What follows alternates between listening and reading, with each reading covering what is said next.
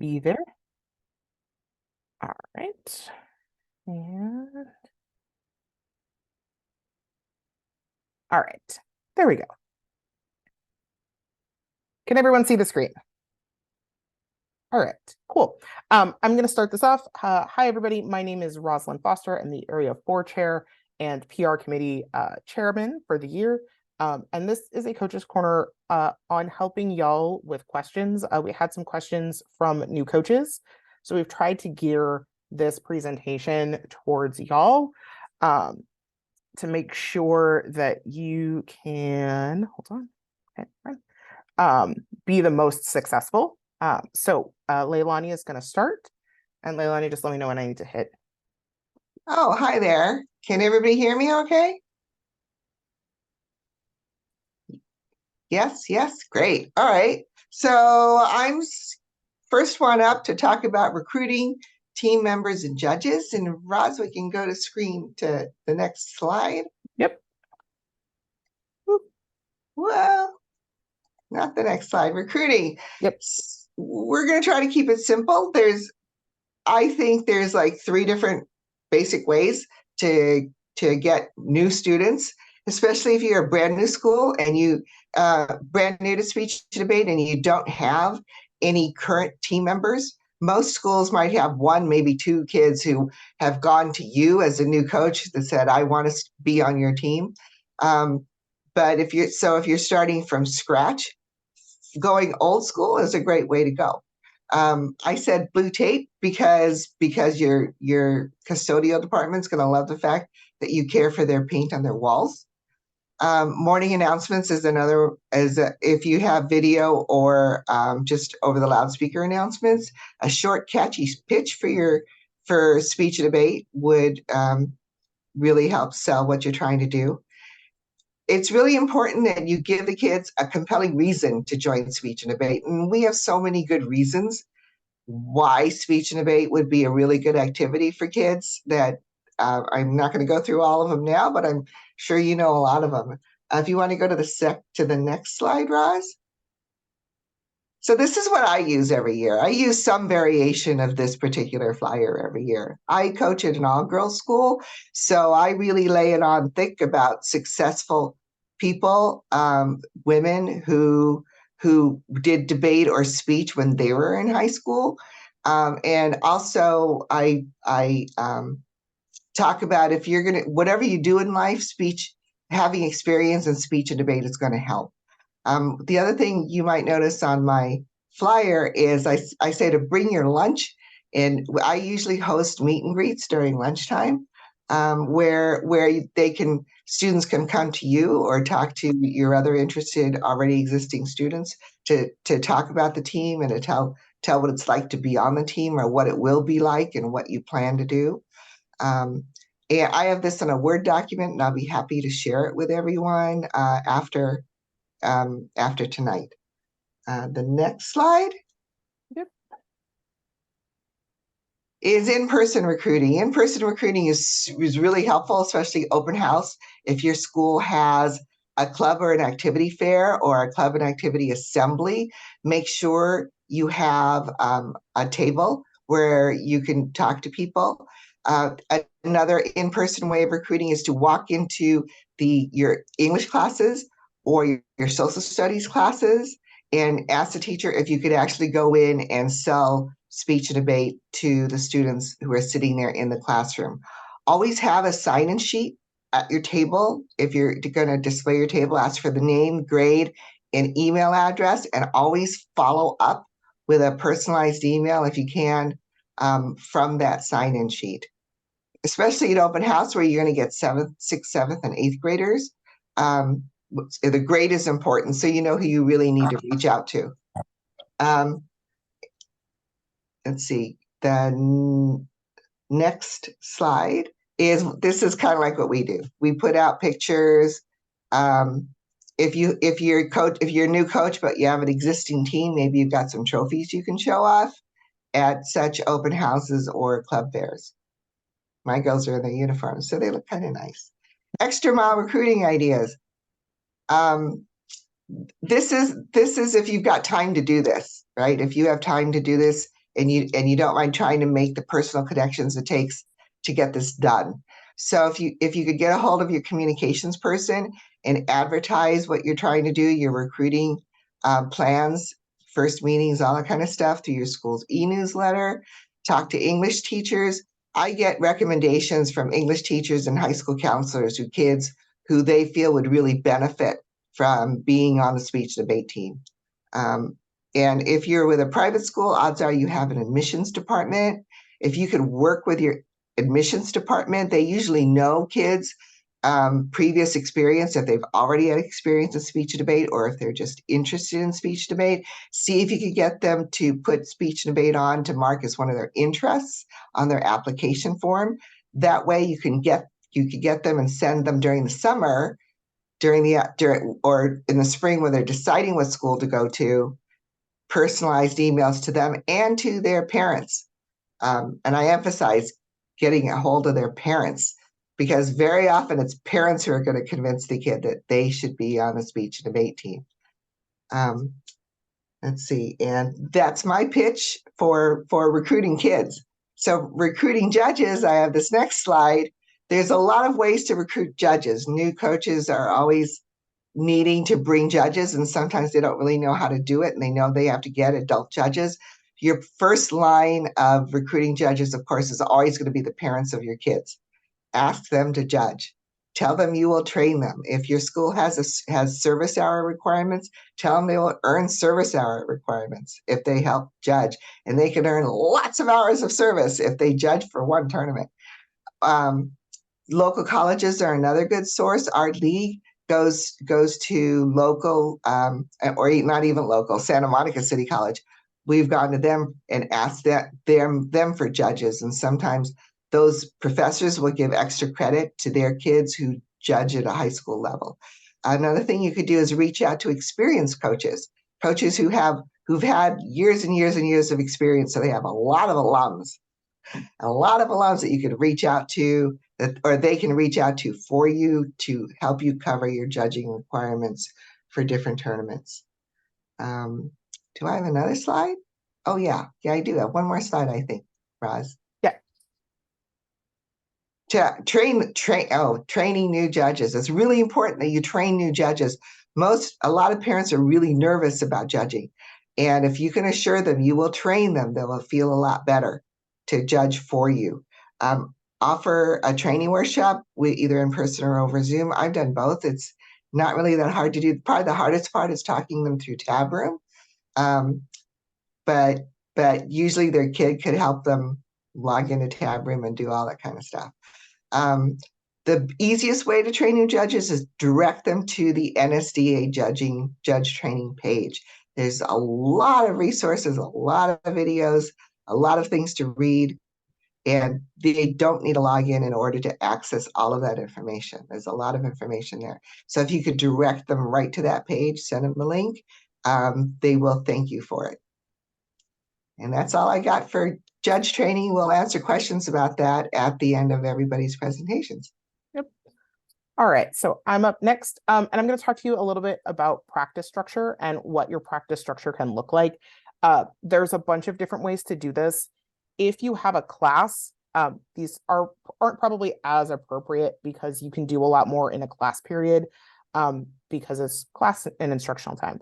But how can you kind of help organize your team in the most efficient way? Especially across multiple events. I coach maybe 3 different main events plus some speech kids. So we're always kind of fractured during practice. So the first thing I always suggest is if you have your veteran students, if you have your team leadership, ask them to support you in getting some of the basics done. I happen to coach where I'm not at my school site every time they have practice. So my student leaders have to take on a large chunk of this is how you do an event. And then if you are able to go on campus, I think you need to kind of be pretty simple in terms of what you cover with the students. So one of the first things I do, and it's actually like an entirely separate thing on a weekend, is I do sort of like an intensive on how you do Lincoln Douglas and public forum. and how you do world schools. And we take maybe 6 hours over the course of a Saturday with a lunch break and get kids all of that basic info after our team has already done, like the recruitment fair, things like that.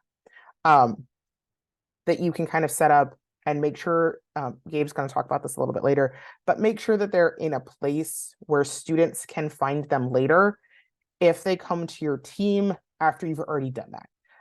I have kids that will come find me this week or next week, even though we've already done kind of like club recruitment at the beginning of the school year. I put them in the chat. Oh, thank you, Kendra. I kind of leave them in our team Google Drive, and that way we have access to them and everybody has access to them at any time. That also includes my like tournament schedule. I am always available to my kids after practice or through email. So I spend a lot of time emailing and messaging my kids with the help of our team drive. So one of our team requirements is to have students put their cases in the team folder. So I always have access to it. Or if a kid has a very specific question, they can just share it with me from their personal drive and I read it at my leisure. Usually the night before a tournament. So like a Friday night sometimes gets a little crazy of reading multiple cases, but I think that's all in the service of students if you don't have time during your practice to see everybody's. And that's kind of, it lets the students do the work and then you can kind of tailor what they want based on their specific questions. All right, Artem, up. You are up. Hey, how's it going? Thank you very much. So as Roz's slides indicate, when we talk about finding funds to operate your team, which is very important, and a lot of other stuff rest on top of that, there is very little advice that can be given that is general enough to apply to every school. And so I'm going to talk about some particular categories where I think I can give more in-depth advice, but I would also encourage people who maybe fall into different categories to use our chat so that we can jump in later and address those questions as well. When you think about the basic sources of where you can get your team funds, you basically have three. You have your school administration can provide funds for the club. You have the parents of the students who are part of the club. And then you have the broader community that you can try to fundraise from. And depending on what kind of school you operate, you're going to lean more heavily into one of those three categories. What I say depending on, I mean, first of all, depending on whether your school is a public school or a private school, the fundraising will look very, very different depending on that. And I'll get into that a bit later when I talk about the restrictions that public school fundraising will face. There's also going to be a very big difference in terms of what kind of population you're working with. So if I had to summarize it, I would say that if you are coaching at a low-income public school, then the best direction for you to go in would be to solicit donations from the community, and not even necessarily always the local community, but more generally from donors who might be interested in supporting low-income students. And we have several coaches here who are going to be able to give very good advice on that. So I will set that aside for a later discussion. On the other end of the spectrum, if you coach at a high-income school, and especially a high-income private school, there you're going to have much better luck trying to get the funds out of the school administration. And again, we have several coaches here who would have more experience with that than I would. And so I'm going to leave that category for a later discussion. I want to focus on sort of the middle category, which is where a lot of teams find themselves. And so the assumption here is that we're talking about a public school.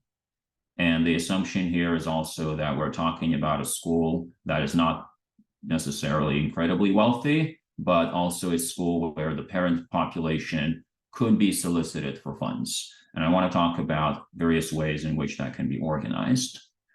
I will note that at schools like that, you certainly shouldn't give up on the idea of soliciting funds from the school and the school district, but it is going to be much more difficult than at a private school to do so on an ad hoc basis. What you're going to want to do instead is you're going to want to work with your union to build that into the contract, starting with building a few coaching stipends into the contract to make sure that either yourself or if you get an assistant coach can be compensated for the labor.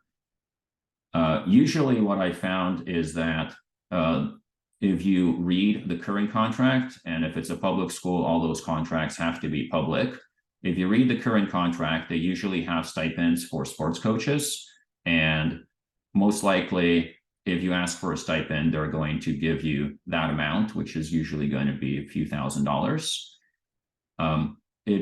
In that world is a good idea when you're presenting this to the union and asking the union to advocate on adding that to the next contract, that you present debate and speech as two separate things, which would allow you then to create two separate stipends and provide you a justification for why you should be paid 2 times more than the sports coaches should, which I think we all agree is the correct way to do it. But setting aside the contract negotiations, I want to talk about what happens if you cannot get those funds from the district or if you need additional funds.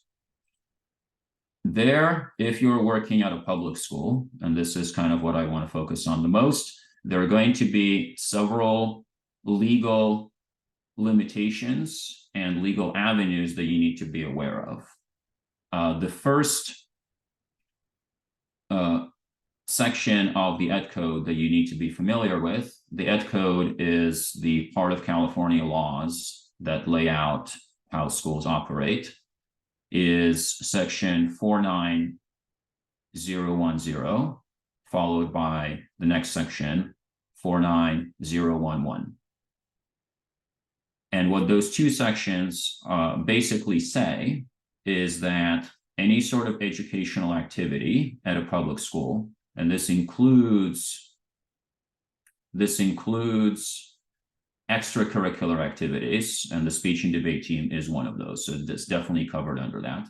Any sort of these activities cannot charge fees, which means that when you are asking your parent population for donations to support the team, it is very important that at no point is the word fee mentioned. At no point do you say required, mandatory, can't join the team if you don't pay. None of those words should ever be mentioned because that would create various amounts of legal trouble.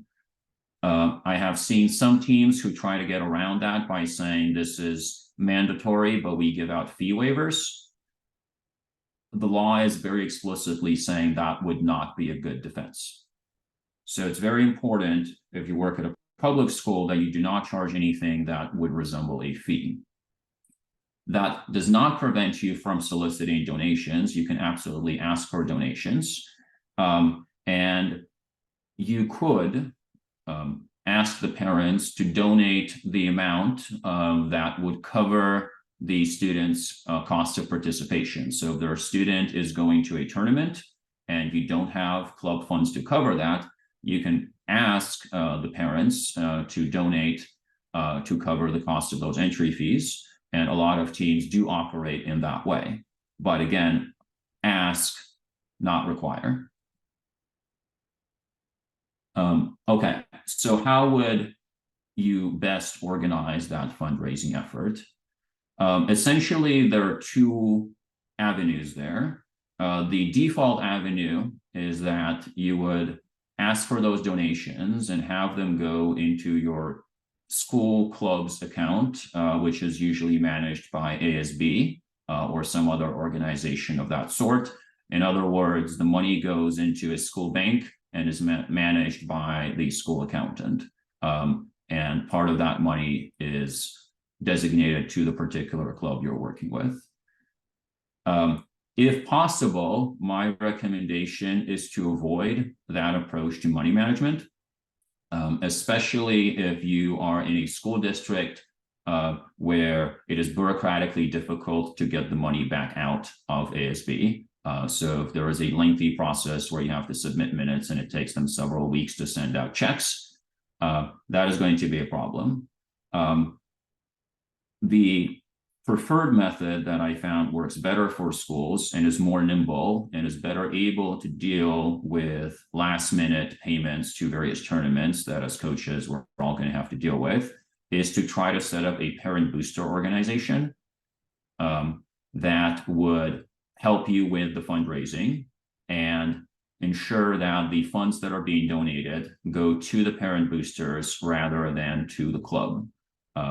The two primary benefits of that are significantly reduced amount of paperwork because you can work with the boosters to set up a payment approval process that works with the timelines required by the tournaments rather than having to work with the school directly, but also that you now created a formal organization of parents who are helping you manage the finances, and parents are going to do a much better job soliciting other parents than you will, because they're coming from that same place and they understand where those other parents are, sometimes better than maybe even the coach does. When I talk about parent boosters, there are also a couple legal considerations to keep in mind. The first of these is Ed Code section 51521. It's 51521, which states that organizations, whether they're people or nonprofits or whoever else in California, are not allowed to solicit funds on behalf of schools. So if you go around and you say, hey, please give me money and I'll use this money to support the speech and debate team at insert high school name, that would be a violation of that section of the Ed Code, unless one of two things happens. Either you turn around and put the money straight into your club account, at which point the school has the money directly, then they will gladly take it and no laws broken. Or you put the money into a boosters. So what you can't do is set up some other organization that's not a boosters and use that to fund the team. That would be a violation of 51521. What is a boosters? Legally speaking, a boosters is just a regular California nonprofit. And I don't want to go too in the weeds, but if you have questions on how to set one up, you can put it in the chat and I'll try to answer those later. But just imagine a regular California nonprofit approved by the IRS, approved by all the local tax authorities in California. And then add one more step to the process, which is that they've also been approved by your school district. The law that says that you're not allowed to solicit funds on behalf of the school has an exemption. And the exemption is you can solicit funds on behalf of the school if the school says, yes, we're cool with these people, they can solicit funds and use our school name.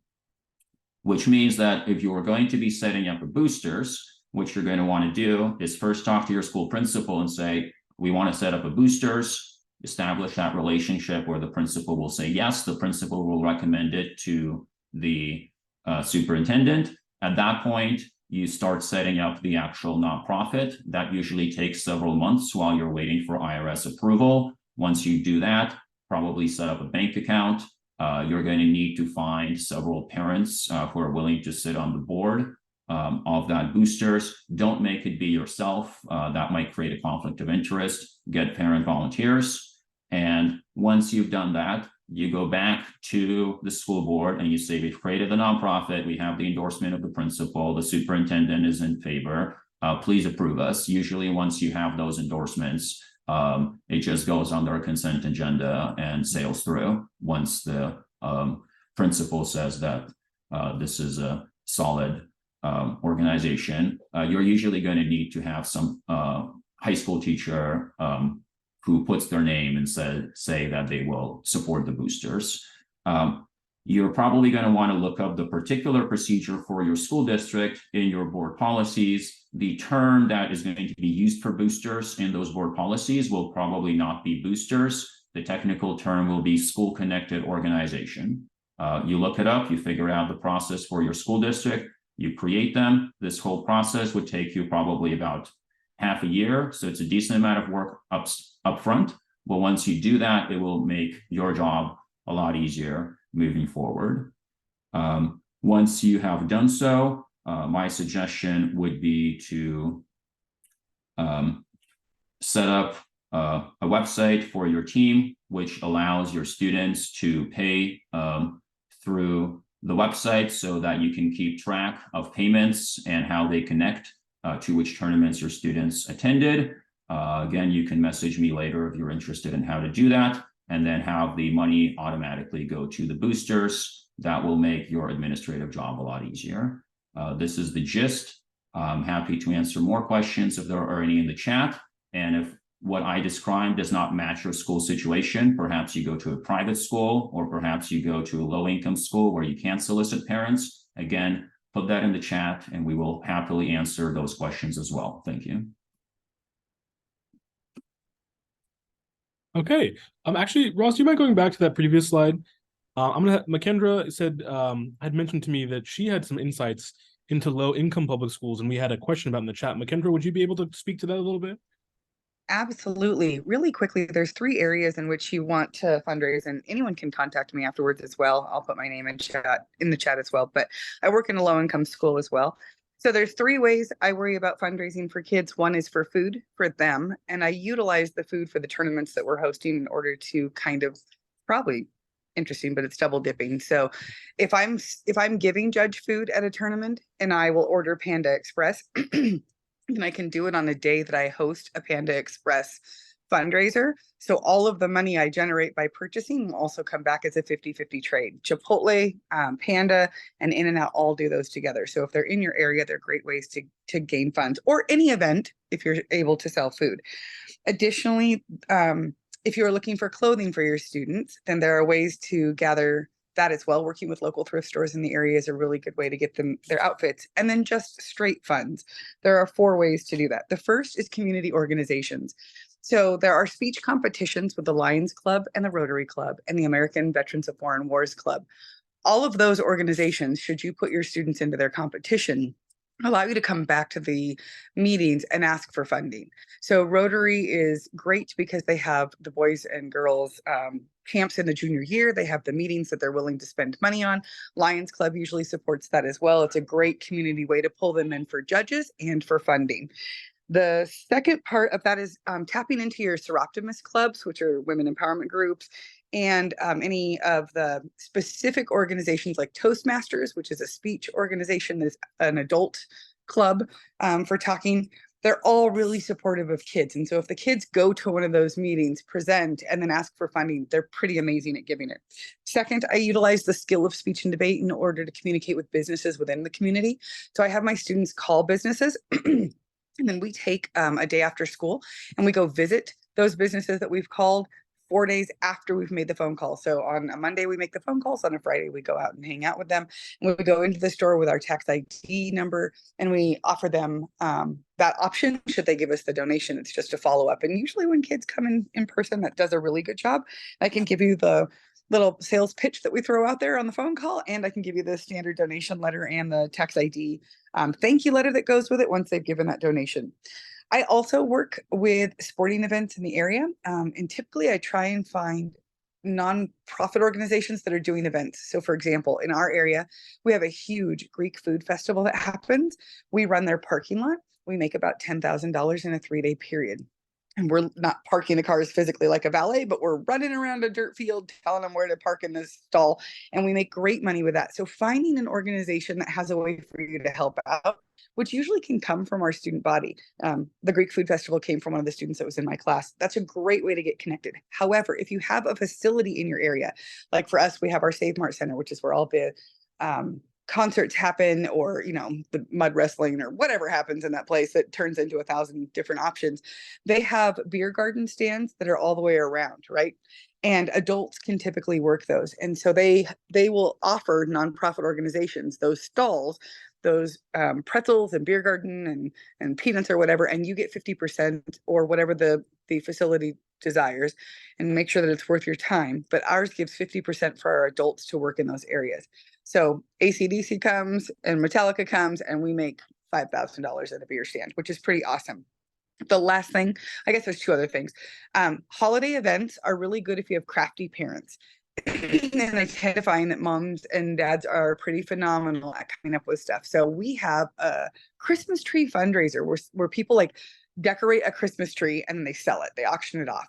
And it has a live auction with it as well. And that's through our, like, one of the hotels here in town. I don't know, we're weird, we're in the mountains, but maybe your community has something that does like a holiday sale for Thanksgiving or something for Christmas. If you can get in and participate with something you can auction off, that would be amazing. We have people from our area that are supposedly famous. For example, the Chicago Bears quarterback is from our area. So we had him sign a football. We offered that football up for auction purposes. We put it into that silent auction, and then we just get the proceeds. The last but not least thing is utilizing your own team once you've established that team in the spring, doing a sweet, I call it the sweet showcase of success. We give out cookies and ice cream. We allow all of our 8th graders to come. It's a recruiting tool for that. We run a silent auction for the parents that evening, and a raffle. The raffle is, you go to the dollar store and get the raffle tickets. It's as long as your arms are for $1, and then you raffle off something fun. If you are in an area that has a used bookstore, they typically give away something called educational book boxes, which half-priced books is in the Bay Area. I don't know if they're in SoCal, but you can ask them for that, and you can have like a box of books to give away or whatever with that raffle. And it's just a silly way to do it, but your teachers will also get involved in that, which is kind of nice, utilizing the teacher base as well. And then ask your teachers who they know, because they know somebody. 8 degrees of separation, tap into that staff and say, who do you know that can help? Who would you help me put on an event? Like, let's do this. Let's find a way to work together. That is just the tip of the iceberg. I will hustle for anybody. So if you want to contact me, I would love to help out. Thanks. Wow, amazing, amazing. Thank you, Artem. Thank you, Makendra, for those great pieces of advice. And then lastly, on that third tier, as Artem mentioned, if any of you want to have questions about high income private schools, I know some of us come from a place of privilege at the schools we have, that they offer budgets. If you ever want to discuss how to balance your budget, manage your budget, talk about your budget to your headmaster or the head of your school, please talk to myself or Sage or the other, Ross from Sage, and we can always help with that. Okay, team management. So I love structure. I love lists. I love organization. I love Google Sheets. So hopefully I can show you some of the ways in which I use those to manage my team, because debate is about managing teenagers that are also personality A types, that also have parents that typically are personality A types. But sometimes, they are also teenagers and revert back to those ways. So how do we practice that is usually the question. Okay, so the first thing I want to talk about is communications. And my rule of thumb, if you go to the next slide, please, Roz, is to overly communicate. I also am a big designer believer in UX, or user interface and design, where a lot of us who have gone to tournaments know that we always are looking for a piece of information. And for me, I always like to say that piece of information needs to be in 4 places, right? Same thing with my debate team. So obviously, if your school allows, so this is important to get permission first of all. Typically, I assume you have access to students' emails, so that's obviously a great place to start. And as was mentioned in previous sections, collecting emails at club rushes, collecting emails at check-ins, or when folks come by to see how the debate team looks. Obviously, the more emails, the better. And again, you should ask your school what you're legally allowed to do. And in my case, I was given permission to set up a Slack channel. And I know several schools do this. Again, the downsides is that this is creating a specific communication tool outside, typically, of the school's control. So that's usually something where you have to say, hey, is there a check on this? So what I typically do is I add an administrator, or I add a principal, or I add a dean. In this case, I added someone who is an external party to the team, who's still part of the school, to the Slack. So it wasn't as if I had direct communications. They also are an admin, meaning they can access the whole Slack. So I can't necessarily have a direct private line of communication to students without an external person being able to view it, right? Sometimes this inevitably happens because, your student's running late for the bus, they have your emergency number, they text you, and next thing you know, 2 weeks later, they think this is now the form of communication. I have to tell you, for legal reasons, as well as personal boundary reasons, I always say this, your students might have to have your cell phone in order for emergencies, but tell them if they start to reach out to you outside of emergencies that there will be consequences, right? It is a legal liability, but it's also, I've been trying so hard this year to set boundaries where I always say it's a two-way street too, where I have to turn off Slack notifications because if it's 9 p.m. and my students are like, Russ, did you see this article that came out? I'm like, yeah, I did. And next thing you know, it's been an hour on Slack and we're going back and forth. So it's really important, one, that you set what's the appropriate channel. And I also set standards where I say, here's what you need to email me for. Here's what you need to Slack me for. Here's the only time you can use my cell phone number, even if you want to give it. I'll talk about another option later on called GroupMe, which is another great option to kind of have a middleman in between you. But communication all the time is really important. Over communicate, overly communicate, overly communicate. As we all know, we'll have people say in class, on the team, like, oh, what's the sign up date? When's the tournament? What time should I be there? When's the bus coming? So I think having as many places as possible to communicate, the better. Also, if you're lucky enough to have captains, or more importantly, you should create captains. One, because it lets you abdicate some responsibility on some stuff that could help you.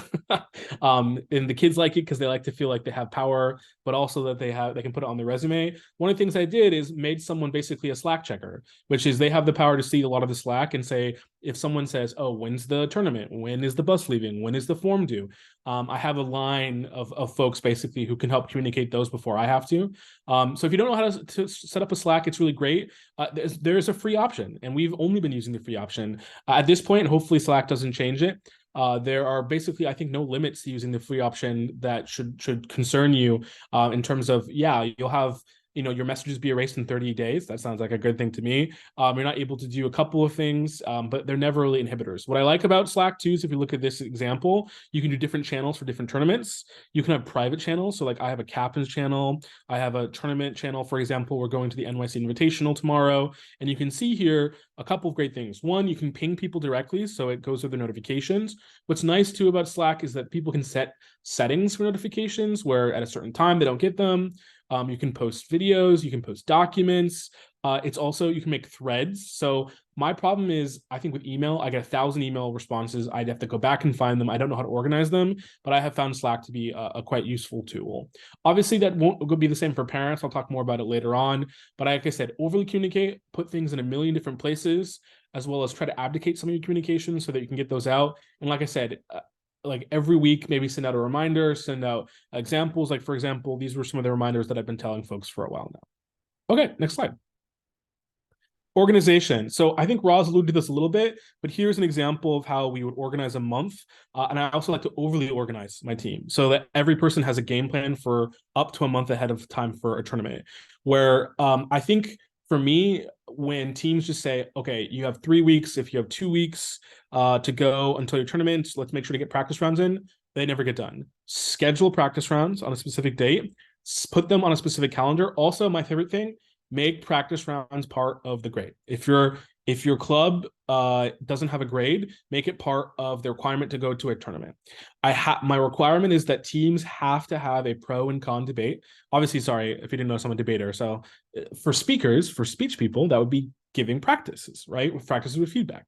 But it's a requirement for any of my students that they have to have practice debates before going to a tournament.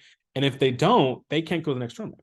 So sometimes I'm in a pickle because that Friday night, they're like, oh yeah, I was gonna get them done. And then, I got sick or something like that, whatever the same old excuse we get. So then the next tournament, I'm like, okay, then you can't go to the next tournament. And it's usually pretty motivating. It's usually pretty great. And I also have people check off. So you can see this template, and if anyone wants it, I can send it over. I had a team come up with a template of every day, and this was a couple Bronx of last year or 2 years ago, where this is everything they had to do beforehand, and they have to submit their game plan to me prior to the tournament, so I know what they're doing and they're checking in. So organization is key. Have everyone have an individualized plan, because here's the worst thing you can do is you don't meet all of the conditions. And if you notice that this one, like the couple days before the tournament, not a lot of them were made, but at least we had those on the agenda so that we know what we're shooting for. Next slide, please. As Roz alluded to and some others, finding a locus, finding a place, finding a little headquarters to put everything is really important. I am a deep lover of Google Drive. It is my best friend in the world. I love Google Sheets. I have a lot of stuff here. Part of the drive is accessible to parents too. So they have the option of seeing parts of the drive. Obviously not the debate sort of argumentative side, but the forums as well as some of the other calendars and other things like that. Notice again, my team only does one type of debate, which is PF. So we're pretty simplified when it comes to our drive. We have topic folders, we have back files, we have specific stuff for first year students, we have photo folders, we have topic assignments, we have a lot of stuff. On the bottom, we have everything that's administrative. And again, finding a single place to put everything. I know a lot of you use Canvas or Blackbaud. I have found that whilst that has some pros against Google Drive, I found the ability to edit documents, to move stuff in. One, you have to have edit access for the other students to do that, which I believe is pretty difficult to do in terms of administrative. But two, I found Google Drive to be pretty seamless and works offline, which is the big key, which is if your Wi-Fi goes down, your students can have access to everything that is on the drive. And I would say start making a rule on your team that your team, even if it's speech, even if it's just debate, everyone should have everything in the same place. And we call this the equity and equality rule, which is we're all an equal team and we're an equitable team. And I can only enforce, if we have tournaments with only a few spots, I can only enforce who gets to go based on the fact that they're being equal to each other and they're being equitable to each other. And I can't do that if I can't see everything in one place. What's also great about Google Drive is I can see work history. So I can see, did you copy and paste that from the wiki, from ChatGPT? Have you really been working? So there's a lot of advantages to using Drive if you ever have issues with equity and equality in your team. Next slide. Oh, go back one more. If you're starting to organize tournament signups, one of the things I learned the hard way my first year was setting sign-up dates or final dates to drop to be a day before the official drop date. And I was like, yeah, that's 24 hours. That gives a lot of people a lot of time. No, never again. Right after that, I think I literally paid the Glenbergs tournament, God bless them, $1,500 in fees, in tournament fees that we did not need. And I was like, and again, the kids and the parents ended up paying, but I was like, never again. So one of the things I recommend at the very beginning of the year is make a tournament calendar and make sure that tournament calendar shows all of the tentative dates. Now, we might not have all the tentative dates, but typically they're usually the same weekend as the previous year. And I usually do a freeze date. And a freeze date is the last day to sign up and the last day to drop. And I have them sign something that says if they drop after that date, they owe the full judging fees and fees for the tournament, regardless of whether it's the tournament's freeze date. Because one of the important reasons of having drop dates way earlier than the tournament's drop date is judging, which is if you need to find more judges because you added too many teams too late, it's going to be difficult to find them. And if you have to drop judges later and it's past the due date, it's going to be a lot harder too as well. So make sure that you do that. Also indicate to students, who can go to this tournament? What's this tournament like? What are the options at this tournament? I have a Google form sign up for tournaments where students cannot tell me in person that they're signing up for tournaments. They cannot see me in the hall. They cannot email me because one, I'll miss it. I get 50 emails a day. I have a tournament Google sign up sheet where I can see who they signed up with, when they signed up with, and I can I can timestamp when they signed up so I can always guarantee that. I also have tab room linked, I have NSDA linked. Like I said, I like putting everything in one place so that they can check it out. Organization is great. Okay, next slide. Partnerships. So if you are dealing with Duo, if you're dealing with PF or policy, one of the ways that I deal with partnerships is and actually it's interesting, I pivoted on this recently, and I think it's open for debate, is I used to pick partners. And let me just give you some advice that if you have to pick partners, I'd recommend doing it for juniors and seniors and maybe letting freshmen or sophomores kind of figure out who they like and who they want to work with. That's one situation. The second one is you don't pick partners at all. I found that when I used to pick partners, people would find ways to get the partner they wanted anyways. And it's pretty sad. Sometimes people would, intentionally, I think, throw debates. I think they would intentionally be cold. They'd intentionally resist the partner that they would have, and sometimes almost force the other partner to quit. And the other problem is I couldn't prove it. So I could never prove that someone was doing something intentionally. And I just felt at some point it was untenable.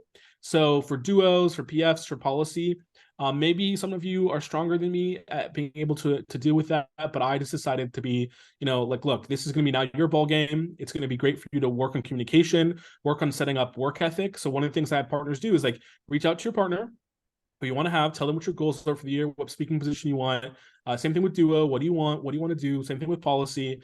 But I think it's important to have a little bit of stability. So I told you cannot keep switching partners between months unless there is a scheduling reason to do so. So trying to create a little stability, trying to create a little sustainability, etc. I have found, though, the downside of not picking partners is I feel like people are falling through the cracks, where there are students who would otherwise have had a partner that might not have a partner now because of it. And I have to be more proactive to get them. So now I have a new system where people can say, I'm looking for a partner, and I'm almost like, like a matchmaker, where I can help match people looking for partners, even if I don't mandate people have to be with specific partners. So next slide. Parents. So one of the things I do, like I said, is overly communicate.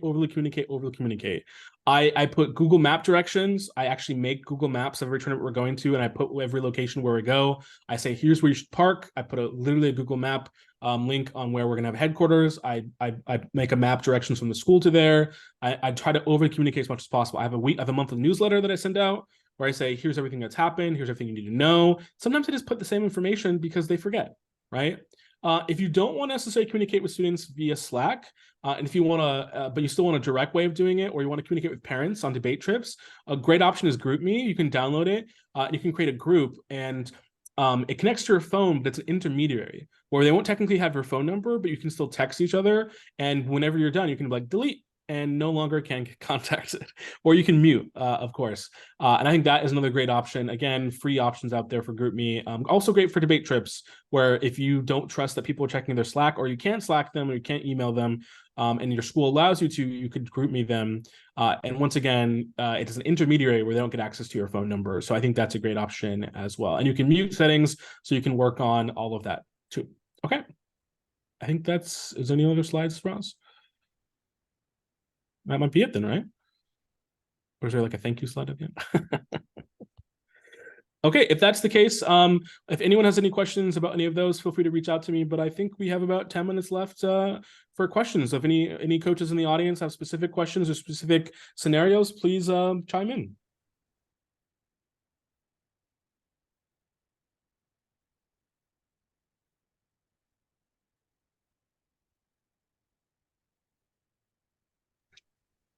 Is there a way to double check which schools our coaches are from, and if there's something that we can reach out to them in their specific area about?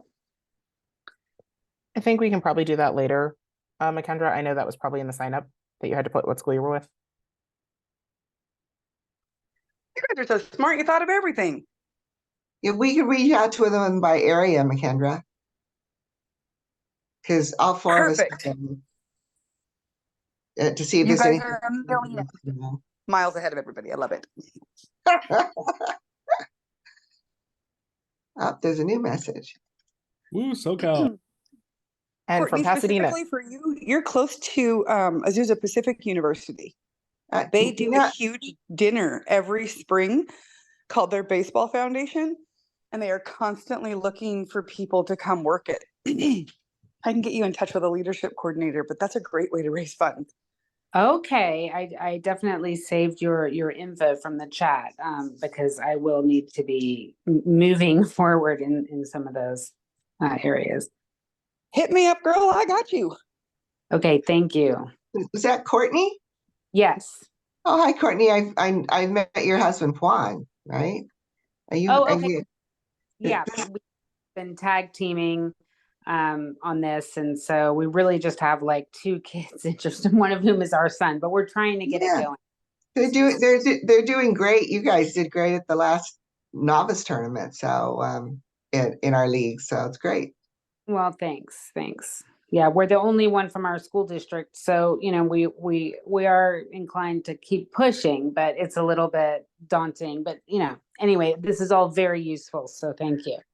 Did you also sign up for the fee waiver for CHSA and then the scholarship opportunities from the NSDA? Like my husband and I have divided and conquered on this. He did do something. He was telling me like a bunch of paperwork to get I don't know, maybe not the fee waiver though. Frankly, like I'm concerned because we've since it's just the 2 kids, like we've just been paying. Right. My mom was my coach in high school, and I first of all want to tell you that you're amazing, and those are going to be lifelong memories that matter for forever. Literally, changed my life. Aw. So I Oh, know it's going to change your kiddos too. So cool. hold on, Mama, you're doing good. Thank you. But That's also, oh, go ahead. Sorry. oh no, I said that's inspiring. Yeah. Oh, it was the best time of my life with my mom. I absolutely love it. So I know it's going to matter. But I think Leilani could probably send you the link for CHASA, and then I can probably send you the link for the NSCA. I Yeah, too am a new they've team already this year. applied and they've already paid. You're amazing. So they're way ahead of the game. Blair is like, they're good guys.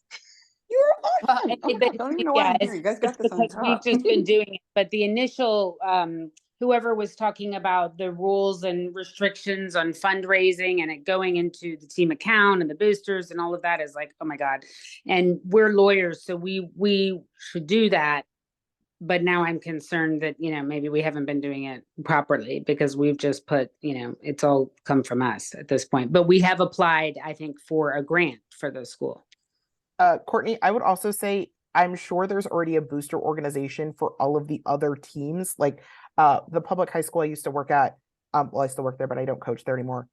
We had a booster organization and you like applied as a mini club within that organization. So if there's already boosters at Blair, which I'm sure there are, Yeah. you just need to you just need to go to them and say, we want to add the debate team as a booster. And then you need your I think I needed a mini, I had a mini club. So you had to have officers within your organization. So you need a couple of other parents to help you out. Sure. But then you can go to the larger organizational work.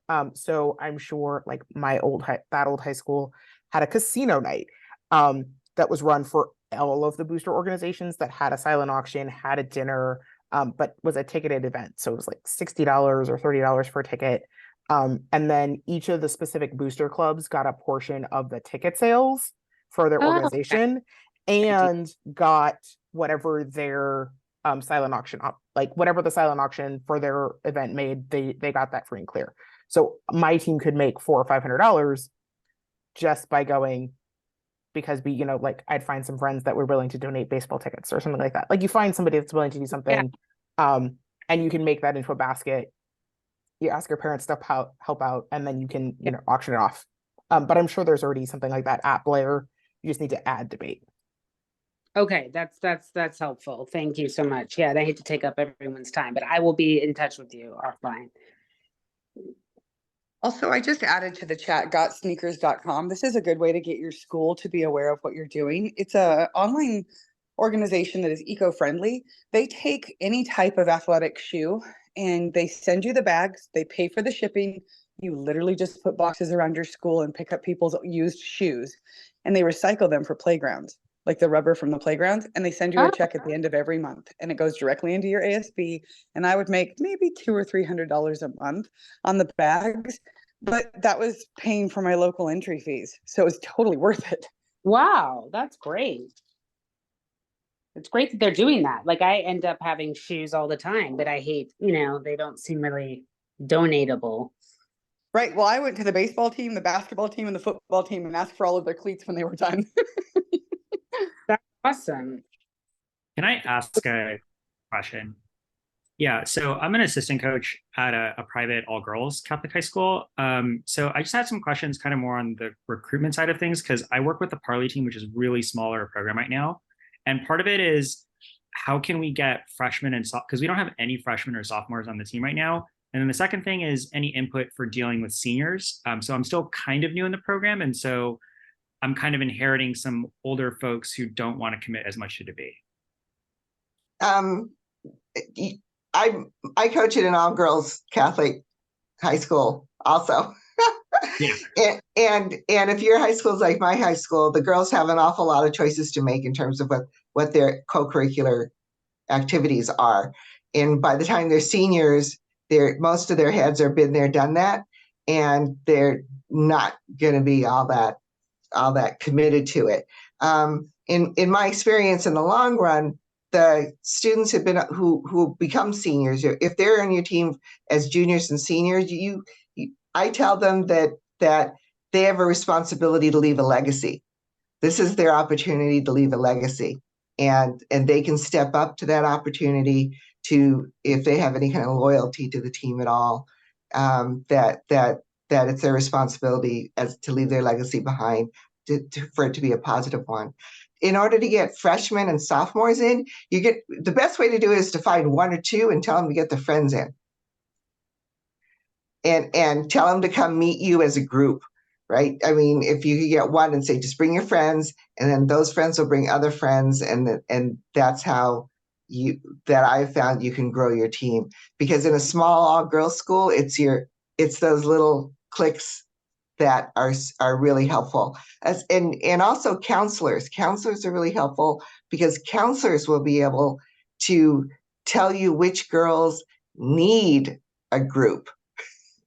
Because a lot of freshmen and sophomores will come into a little private school and not have a clear group of friends, right? And they need a group of friends. All girls in an all-girls high school need to have a group of friends. So if you can get a counselor to tell you who to reach out to, or tell the counselor to tell the girl to come reach out to you to join the team, I've gotten lots of girls that way. Okay. Yeah, because I know the freshmen and sophomores, they kind of move in packs. I just feel like I've been on the Yes. losing end of it. So like I don't know, they seem a little skeptical and then they just drop. Like they all disappear at once. Because they move in a pack, right? Yeah. You gotta find that clique of girls that have fun with it, that realize that it can be fun. Sometimes you have to take them out of the school in order for them to have fun. Like our team gelled together, our freshmen gelled together last year when we took them to Stanford. Even though Stanford was online, we took them to Stanford. And they competed out of their hotel, but were able to tool around Stanford. Sometimes outside experiences like that, take them to Knott's Berry Farm. Tell them to meet have a Barbie field trip, right? To go see a movie together. Something like that will help them gel together. I've even taken them on shopping trips. Get a whole group of them to go to a mall and pick out their outfits for the tournament. So Okay. I'm guessing I'll probably talk to my upper class women about that because I'm a male coach, so I got to be careful. I understand. Sometimes maybe you take a mom to go with you. So that might help. So when you say counselors, are you talking about say like college counselors or like psychological? Because we have both at my high school, and obviously they have privacy, I assume. So right. In my experience, it's usually the academic counselors. Okay. So like, or a grade level lead. If your college counseling department is like my private school, the college counselors are totally developed to college things. But each grade has a grade level advisor.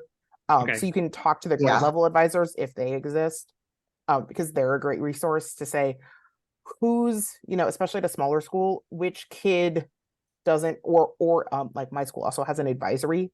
So like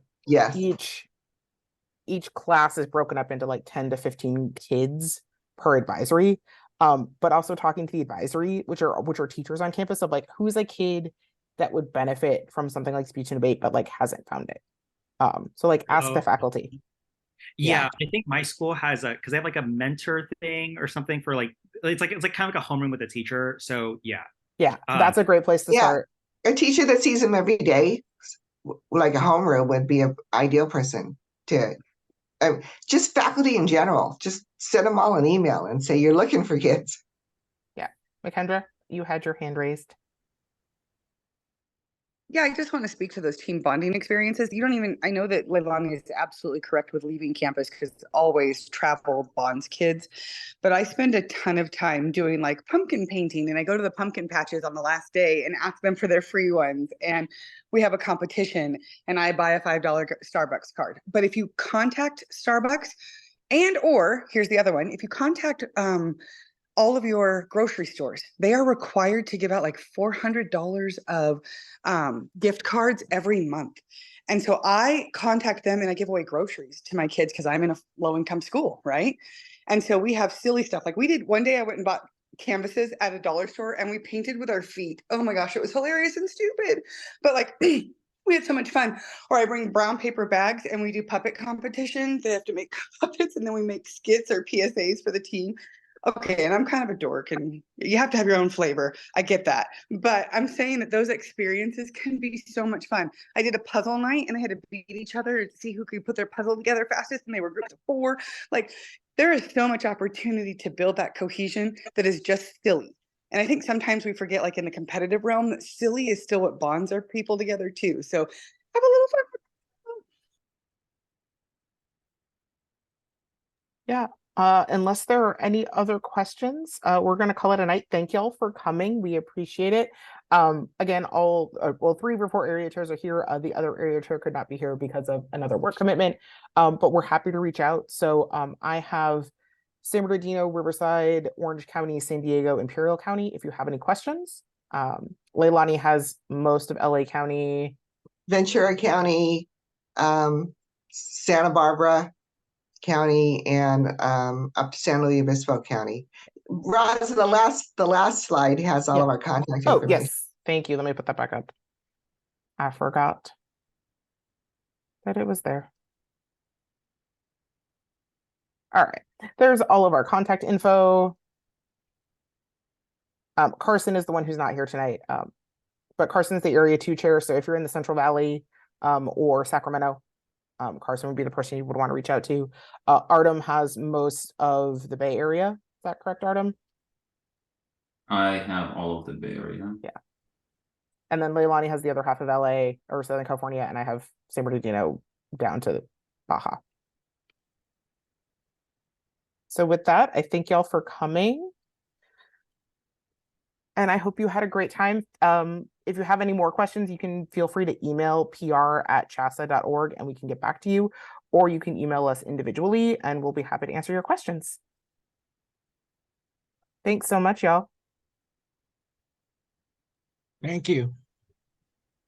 Thank you. Thank you.